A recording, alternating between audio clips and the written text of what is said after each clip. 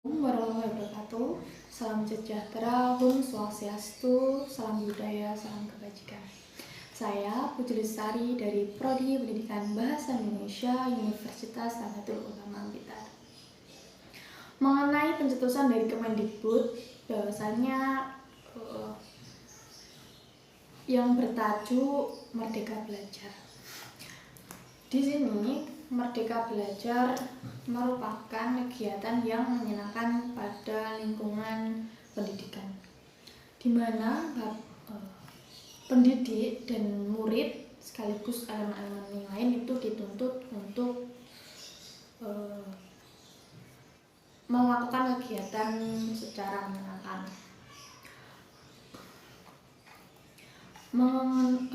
Mengenai pelajar yang merdeka, dikatakannya memiliki komitmen pada tahun belajar. Ia memahami mengapa perlu mempelajari suatu materi atau keterampilan tertentu. Kita hanya bisa komit pada saat target ditetapkan oleh diri sendiri, bukan suatu tujuan pembelajaran indikator atau kriteria kelulusan minimum yang ditetapkan guru atau bahkan pengawas dan pejabat pendidikan. Terus kegiatan pembelajaran yang dicetuskan oleh Kemendikbud ini, dirinya menambahkan bahwa pelajar yang merdeka adalah pelajar yang mandiri, di mana pelajar ini memahami bahwa ia memerlukan strategi yang efektif agar dirinya dapat menguasai ilmu pengetahuan. Selain itu, pelajar yang merdeka adalah pelajar yang reflektif. Reflektif ini berarti siswa tersebut memahami kekuatannya dan mengenali area yang perlu dikembangkan, serta terus-menerus memantau proses belajarnya untuk memahami keterkaitan dan keberlanjutan antara setiap tahap.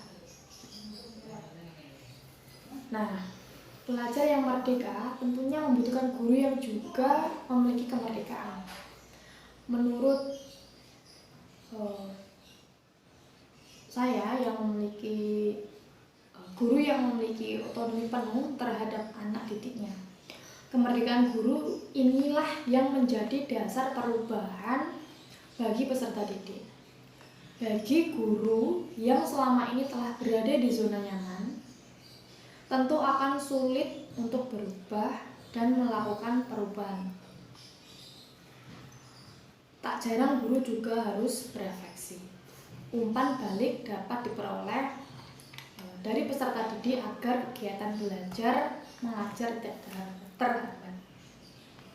Pada dasarnya semua baik, namun kita semua tidak bisa memiliki situasi yang sama, apalagi pendidikan yang notabene itu di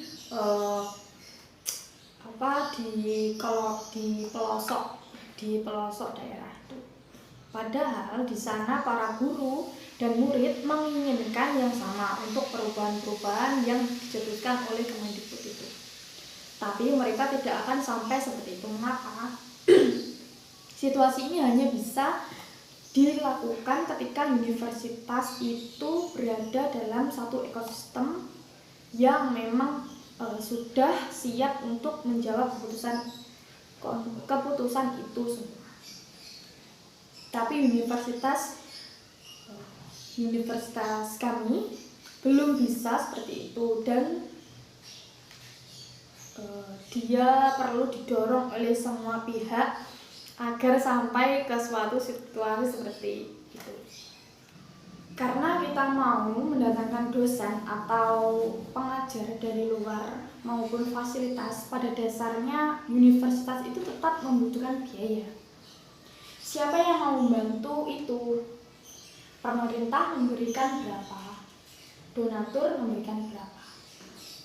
Sementara sumber daya terbatas, belum lagi atau regulasi aturan yang membatasi literasi itu.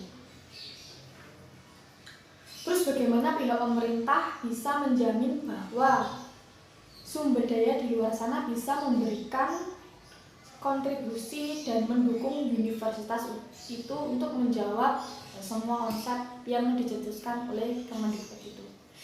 Semuanya menurut semuanya baik, cuma ada sisi positif dan ada sisi negatifnya. Terus bagaimana pihak Kementerian Pendidikan ini yang bisa menjamin atau regulasi yang betul-betul bisa diterapkan semua universitas, apalagi universitas yang berada di pelosok dan masih merintis. Apakah keputusan Kemendikbud ini benar-benar tepat? Misalnya nih, suatu keputusan yang menggugurkan hierarki yang lain, karena eksistensi dalam dunia pendidikan ini tidak hanya mengacu pada satu aturan saja, karena ada rancangan atau kegiatan yang lain. Contohnya sumber dana dan lain-lain. Jadi saya menanggapi ini adalah sebagai abstrak atau suatu motivasi, tapi belum pada suatu regulasi yang terasa kemudian masih banyak aspek yang perlu diperhatikan untuk kita berhasil mencapai itu semua. Ya mungkin saja itu dari saya mengenai pendapat dan kritikan mengenai pencetusan atau terobosan yang dikeluarkan oleh Kemendikbud pada tahun 2020 ini. Terima kasih sebelumnya. Wassalamualaikum warahmatullahi wabarakatuh.